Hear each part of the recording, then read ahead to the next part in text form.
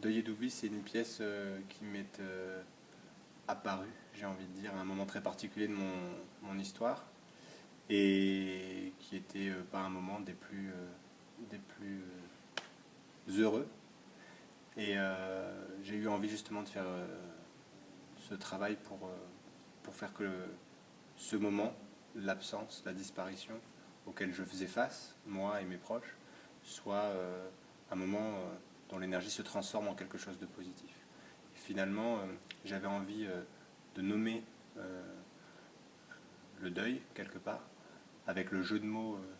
autour du regard. C'est une pièce où les défis sont multiples pour moi, puisque je suis interprète au plateau, je suis donc chorégraphe du projet, je suis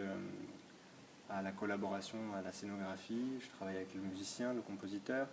On est 7 personnes sur un plateau et on a travaillé sur une symbolique, justement, quelque chose qui soit de l'ordre du fragment, du souvenir, que chacune des personnes au plateau va venir se réapproprier, un peu comme on se souvient des moments d'une vie passée ou d'un événement heureux ou malheureux, mais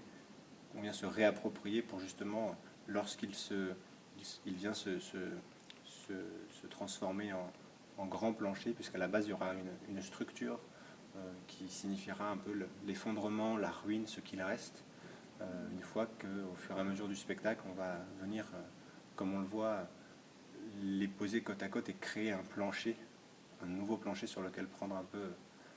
un nouveau départ.